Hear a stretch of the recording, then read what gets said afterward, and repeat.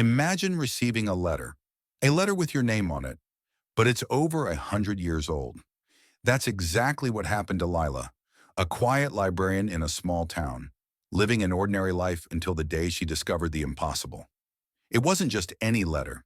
It seemed to know her deepest longings, her dreams of love and adventure, and it led her straight to the doorstep of a place no one dared to go, Blackthorn Manor. For decades, Blackthorn Manor had been the subject of whispers and warnings, a place shrouded in tragedy and ghost stories. Locals swore the mansion was cursed, but Lila, intrigued by the letter's mysterious pull, found herself standing before its dark, towering gates under the pale glow of the moon. She felt a strange sense of déjà vu, as if the manor had been waiting for her. Inside, the air was thick with silence, broken only by the occasional creak of the floorboards beneath her feet. As she wandered through the shadowed halls, she felt a presence, watching, waiting. That's when she saw him. Elias. His figure emerged from the darkness, his piercing eyes meeting hers as if he'd known her forever. He wasn't just a man. He was a ghost trapped between worlds, bound to the mansion by a curse older than time itself. Elias revealed a tragic tale of betrayal, love, and death, a story that ended with his soul imprisoned in the very place they now stood. But as he spoke, something about his words felt incomplete. He needed Lila's help to break the curse, to free him from the torment he'd endured for over a century. And though she felt an unexplainable pull toward him, the deeper she delved into his story, the more she began to question whether she could truly trust him. The shadows around them began to move, and Lila could hear faint whispers, warning her to leave. But how could she walk away from Elias, a soul so full of sorrow, who seemed to have waited for her all this time? As the clock struck midnight, Lila faced a choice that would change her life forever. Who was Elias really? And was helping him worth the price she might have to pay? Stay tuned, because this story is just getting started. Lila's breath hitched as the whispers grew louder, their words distorted and broken, like fragments of warnings she couldn't piece together. She glanced at Elias, who stood eerily calm despite the encroaching darkness. His gaze didn't waver from hers, but his expression carried a mix of desperation and sorrow. "I don't have much time," he said softly, his voice barely audible above the whispers. "The curse is tightening. You were brought here for a reason, Lila. You're the only one who can help me." Lila's mind raced. She couldn't explain why she felt this pull toward him, this strange connection that seemed to anchor her to the moment. Yet questions gnawed at her. Why her? How did the letter know her name? And why did she feel as if she'd met Elias before, even though she knew it was impossible? Elias began to lead her through the grand hall, his movements graceful yet weighed down, as if he were carrying the burden of centuries. The walls seemed to close in, covered in decayed wallpaper and thick layers of dust. Chandeliers hung from the ceiling, their crystals dulled by time, but Lila could still see the remnants of what must have been a place of beauty and splendor. As they walked, Elias spoke, his voice low and steady. He told her about the night that changed everything, a wedding night that never came to be. He had once been a man of great wealth, betrothed to a woman named Eveline. She was beautiful and kind, but their union had been built on convenience, not love. On the eve of their wedding, tragedy struck. Eveline was found dead, and Elias was blamed for her demise. The villagers turned against him, and before he could clear his name, his life was cut short. "They cursed me," Elias said, his voice breaking slightly. "They said my soul would never rest until I prove my innocence, but I can't do it alone." Lila felt a pang of sympathy, but something about his story felt incomplete, as if pieces were missing. "Why do you think I can help you?" she asked, her voice trembling. "You're connected to this place, Lila," Elias replied, his eyes locking onto hers with an intensity that made her chest tighten. "I don't know how, but you are. I felt it the moment you entered." Before she could respond, a sudden gust of wind whipped through the hall, extinguishing the faint glow of the candles lining the walls. The whispers grew into chilling laughter, and the temperature plummeted. Lila clutched her arms, shivering as a shadowy figure emerged from the darkness. "Elias!" the figure hissed, its voice dripping with malice. "Still spinning your tales, I see." Lila's heart pounded as she stepped back, her instincts screaming at her to run. But Elias didn't flinch. He stood tall, his jaw clenched, as if facing an old enemy. "You have no power here anymore," Elias said firmly, though Lila could hear the strain in his voice. The figure laughed, a cold, hollow sound that echoed through the hall. "Power? I have all the power I need, and now you've brought her into this mess." Its gaze shifted to Lila, and she felt a chill run down her spine. "Poor girl. You don't even know what you've stepped into, do you?" Elias stepped in front of her, shielding her from the shadow's piercing stare. "She's not part of this," he said. "Oh, but she is," the figure whispered, its form flickering like a dying flame. "She's been part of this from the beginning." The words sent a wave of confusion and fear through Lila. What did it mean? How could she be connected to something so ancient, so sinister? The questions burned in her mind, but she barely had time to process them before the shadow lunged, its form dissolving into a mist that wrapped around the room. "Run!" Elias shouted, grabbing her hand and pulling her through the hall. The air grew heavy, each step feeling like wading through water. Lila's legs burned as she struggled to keep up, her heart racing with a mix of terror and adrenaline. As they reached a hidden door in the far corner, Elias pushed it open, revealing a narrow staircase spiraling downward. "We have to go to the crypt," he said, his voice urgent. "It's the only place they can't follow." The crypt. The word sent shivers down her spine. Every instinct told her to turn back, to leave this place and never return. But something deeper kept her moving, a force she couldn't explain, a feeling that she was exactly where she was meant to be. As they descended into the cold, dark depths, Lila couldn't shake the figure's words. What had it meant by saying she'd been part of this from the beginning? And if that was true, what was waiting for her in the shadows below? The staircase seemed endless, each step drawing Lila deeper into the cold, oppressive darkness. The air grew damp, carrying a faint metallic tang that made her stomach churn. She clung to Elias's hand, her fingers trembling in his firm grip. The silence was broken only by the sound of their footsteps, echoing like a heartbeat in the hollow space. "Where are we going?" Leela whispered, her voice barely audible. "To the heart of the curse," Elias replied, his voice steady but strained. "The crypt is where it all began. It's the only place where we can confront the truth." Lila didn't know if she trusted him. His story had holes she couldn't ignore, and the shadowy figure's words haunted her thoughts. What connection did she have to this place? Why had the letter been addressed to her? She felt like a pawn in a game she didn't understand. Yet something compelled her to keep going. As they reached the bottom of the staircase, an ancient iron door loomed before them, its surface etched with intricate patterns that seemed to shimmer in the faint light. Elias hesitated, his hand hovering over the handle. "This is it," he said softly, glancing at her. "Once we cross this threshold, there's no turning back." Lila swallowed hard and nodded. "I've come this far. I need to know the truth." Elias pushed the door open, and they stepped into a cavernous crypt. The walls were lined with crumbling stone, and the flickering light of torches revealed rows of sarcophagi, their lids carved with solemn faces. In the center of the room stood a pedestal, and upon it rested a small, ornate box. "That's it," Elias said, his voice filled with both hope and fear. "The locket." As Lila approached the pedestal, a sudden chill enveloped the room. The whispers returned, louder this time, filling the crypt with an otherworldly hum. She turned to Elias, her heart racing. "What's happening?" she asked, her voice shaking. "The spirits," Elias said, his eyes darting around the room. "They're trying to stop us." Before Lila could respond, the shadows began to move again, coalescing into the figure she had seen earlier. It towered over them, its form shifting and flickering like a flame caught in the wind. "You should have stayed away," it hissed, its voice a blend of anger and sorrow. "You don't know what you're meddling with." Lila's hands clenched into fists. "Why me?" she demanded, her voice rising despite her fear. "What do I have to do with any of this?" The figure tilted its head, its glowing eyes narrowing. "You are the key," it said, its voice dripping with disdain. "Without you, this cycle cannot end. But you don't even know who you truly are, do you?" The words struck Lila like a blow.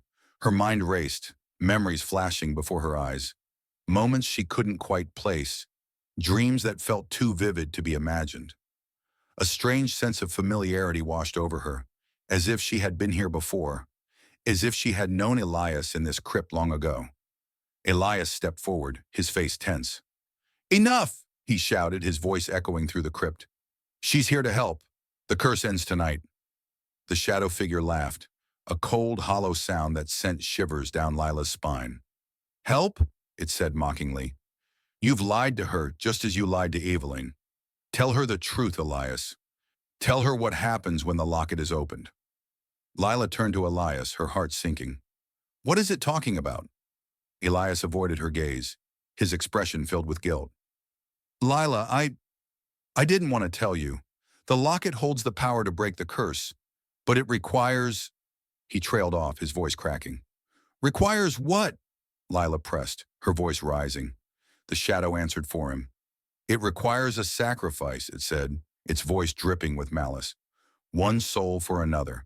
To free him, you must take his place." The weight of the revelation hit Lila like a tidal wave. Her knees felt weak, and her mind spun with disbelief. Elias reached for her, his voice pleading. "Lila, I didn't bring you here to hurt you," he said. I hoped there might be another way, but you're the only one who can end this. Please, trust me." Lila stared at him, her chest tightening. The man she had felt so connected to, the ghost who had seemed so broken and honest, had hidden the darkest truth of all. Her life, her very existence, was the price of his freedom. As the crypt fell silent, save for the flicker of the torches, Lila realized the weight of the choice before her. And for the first time, she wasn't sure if she could trust Elias or herself. Lila's mind raced, her breath shallow as the weight of Elias's words settled over her. A sacrifice. That's what the shadow had meant. That's what all the warnings had been trying to tell her. She stared at the locket resting on the pedestal, its delicate design glinting faintly in the flickering torchlight. It seemed so small, so innocent, yet it held the power to end this nightmare, or bind her to it forever. Elias reached for her, his eyes filled with desperation. "Lila, please. You have to believe me. If there were another way, I'd take it. But you're the only one who can end this torment." Her body trembled as she stepped back, the shadow's laughter echoing around the crypt. "And what happens to me?" she demanded, her voice sharp with fear and anger. "What aren't you telling me, Elias?" Elias's gaze dropped to the floor, his silence more damning than any words. The shadow took advantage of the pause, circling them both like a predator toying with its prey. "Tell her, Elias," it taunted. "Tell her what it means to free you. Tell her the truth about who she really is." Lila's stomach twisted and her voice wavered. "Who I really am? What does that mean?" Elias finally looked up, his expression a mix of guilt and pain. "You're connected to this curse, Lila. Not just because you're here, but because you've been here before." "What are you talking about?" Lila asked, her voice barely above a whisper. "You're not just anyone," Elias said, his words tumbling out now, as though he could no longer hold them back. "You're Evelyn's descendant. Her bloodline is tied to the curse. That's why the letter found you, why the manor called to you. You're the only one who can undo what she did." The revelation hit Lila like a blow. Evelyn, the woman from Elias's story, the one who had betrayed him, the one whose curse had condemned him. "You're saying I'm related to her?" The shadow let out a mocking laugh, its form flickering as it drew closer.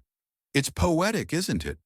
The blood of the one who cursed him now holds the power to save him, or doom him forever." Elias stepped between Lila and the shadow, his voice firm. "Don't listen to it. You can break this curse, Lila. You can put an end to all of this." But Lila's doubt was growing, her trust in Elias crumbling under the weight of the truth. Her ancestor had cursed him. Yes, but why? What had Evelyn endured to take such a drastic step? The shadow's words, twisted and cruel as they were, carried a sliver of truth. "What aren't you telling me?" Lila asked, her voice breaking. Elias's silence stretched on for too long, and Lila felt a chill creep into her heart. "She didn't curse you out of jealousy or greed, did she? There's more to the story." The shadow leaned closer, its voice a sinister whisper. Go on, Elias. Tell her what really happened on your wedding night. Elias's face hardened, his shoulders slumping as if under an unbearable weight. It doesn't matter now, he said quietly. The past is gone. All that matters is breaking the curse.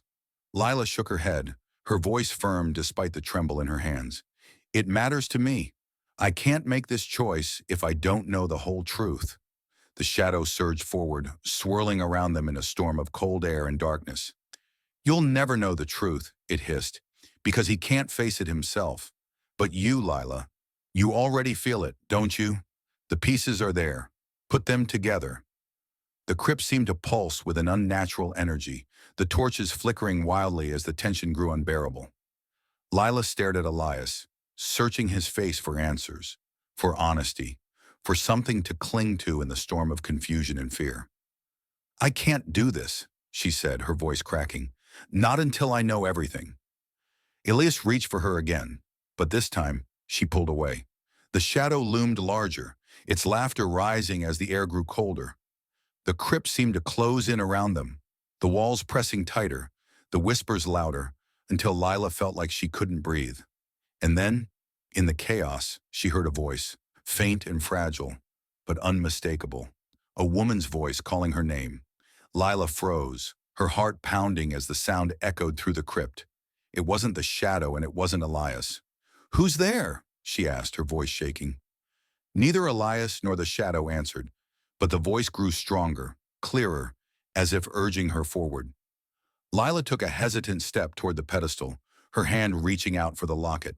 The whispers intensified, the air crackling with tension, as if the entire crypt was holding its breath. She paused, her fingers hovering over the locket, the weight of the choice crushing her. And in that moment, with everything teetering on the edge, Lila realized that whatever truth awaited her, it was one she would have to face alone. Lila's hand hovered over the locket, trembling as the voice called her name again, soft and distant, yet filled with urgency. She glanced at Elias, but his expression offered no reassurance. The shadow circled them, its laughter fading into a low, menacing hum, as if it were waiting for her next move. The crypt seemed alive now, pulsing with an energy that was both ancient and restless. Before she could touch the locket, the voice spoke again, clearer this time. Don't trust him. The words echoed through the room, freezing her in place. She turned quickly, scanning the shadows for the source, but there was no one there. Who's there? Lila called out, her voice echoing off the stone walls. Elias stepped forward, his face etched with worry. Lila, don't listen to it. It's trying to confuse you. But the voice didn't stop. You know the truth, even if he won't tell you. Search your heart. Remember who you are. Lila's breath caught in her throat. The voice wasn't just familiar. It was comforting, like an echo of something buried deep within her. Memories she didn't recognize flickered through her mind. Images of a woman in a white dress, her face a blur but her presence undeniable. Eveline, Leila whispered, the name escaping her lips before she realized it. The shadow erupted in laughter, its form swirling violently. Yes, Eveline. She's been here all along, waiting for you to see the truth. Lila felt a rush of cold air, and suddenly the crypt shifted. The walls seemed to ripple like water, the torches dimming until the room was bathed in a faint, silvery glow. In the center of the crypt, a figure began to materialize. A woman with flowing dark hair, her face pale and sorrowful. Eveline. Elias's expression darkened, his body tensing as the ghostly figure took shape. This isn't possible, he muttered, his voice barely audible. Eveline turned to Lila, her eyes filled with both grief and determination. He's been lying to you, she said softly, her voice steady despite the chaos around them. The curse isn't what you think it is. Lila felt a surge of anger and confusion. Then tell me the truth, she demanded, her voice breaking. What really happened that night? Eveline's gaze flickered to Elias, her expression hardening. He killed me, she said, her words like a dagger in the air. The accusation hung heavy in the crypt, silencing everything but the faint crackle of the torches. Lila's heart pounded as she turned to Elias, her eyes wide with disbelief. Is that true? She asked, her voice trembling. Elias didn't respond immediately, his face twisted with anguish as he took a step toward her. "It's not what it sounds like," he said, his voice cracking. "I didn't mean to hurt her. It was an accident." Eveline's laughter was sharp and bitter. "An accident? Is that what you tell yourself?" She turned back to Lila. "He spent centuries blaming me, twisting the story to suit his guilt. But the curse wasn't mine to cast. It was his to bear." Lila's mind reeled, the pieces of the puzzle falling into place. The whispers, the warnings, the shadow's cryptic words. It all pointed to the same truth. Elias wasn't just a victim of the curse. He was the reason it existed. "I don't understand," Lila said, her voice barely audible. "The locket doesn't just break the curse," Eveline explained. "It binds the soul of the one who opens it. He brought you here to take his place, just as he trapped me." Elias's face crumbled, and he dropped to his knees. "Lila, please," he begged. "I've suffered for so long. I didn't mean for any of this to happen. I just want it to end." Lila stepped back, her chest tight with a mix of fear and betrayal. The locket gleamed on the pedestal, its presence now heavier than ever. She felt the pull of its power, the weight of the decision before her. Eveline's voice softened. "You have a choice," she said. "Break the cycle or become another victim. But if you choose to open that locket, know what you're truly giving away." The crypt trembled as the tension reached a boiling point. Lila's hand hovered over the locket again, her heart pounding as she realized there was no easy way out. Whatever choice she made would change everything. Forever. Lila stood frozen, the locket's weight heavy in her palm, her thoughts racing. Eveline's words echoed in her mind, each one a painful revelation. Elias had lied, trapped her in a web of guilt and manipulation, and now the fate of their lives, and perhaps the very curse itself, rested in her hands. She could feel the presence of the spirits swirling around her, the cold air thick with their energy. But even amidst the haunting whispers and the palpable tension in the crypt, one thought remained clear in Lila's mind. She had to break the cycle. Elias's anguished eyes pleaded with her, but she couldn't bring herself to trust him anymore. The lies, the deception, it all came crashing down around her. He wasn't the victim he claimed to be. He had been the one to set this curse in motion, and now he wanted her to bear its consequences. "I can't do this," Lila whispered, her voice thick with emotion. "I can't be the one to end it for you." Elias's face twisted in desperation, but before he could speak, Eveline stepped forward, her form shimmering in the dim light. "It's not about him," she said softly, her gaze fixed on Lila. "It's about you, about breaking free from the past. This curse was never meant to bind you." The crypt seemed to hold its breath as Lila's hand tightened around the locket. Her heart hammered in her chest, the weight of her decision suffocating. She had no choice but to make it. She had to choose for herself, for her own future.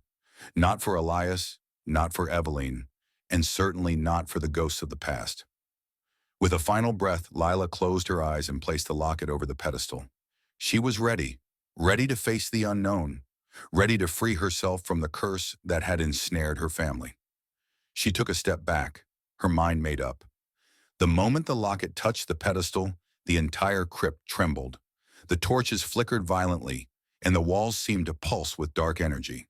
A low, guttural growl filled the air, the shadow figure howling in fury, as if it had been stabbed through the heart. Lila felt a sudden shift in the air, a jolt of energy rushing through her. It felt as though the very ground beneath her was splitting open, the walls of the crypt closing in. Then, with an ear-piercing crack, the locket shattered, sending a burst of light flooding the room. For a moment, everything went silent. Lila opened her eyes, her body numb with shock. The crypt, once filled with dark energy, was now empty. The shadows had disappeared, the oppressive air lifting like a fog.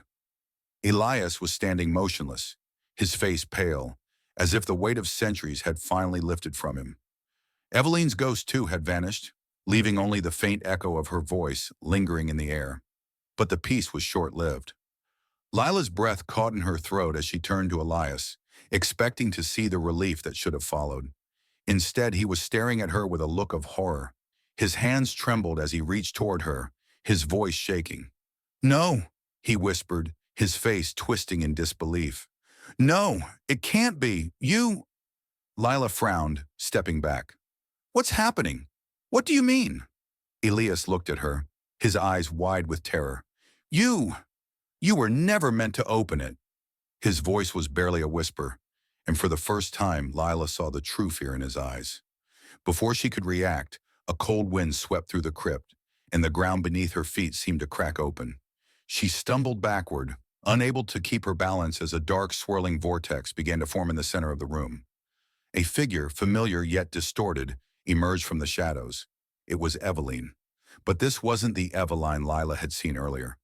This version was twisted, her form grotesque, with eyes burning with an unholy fire.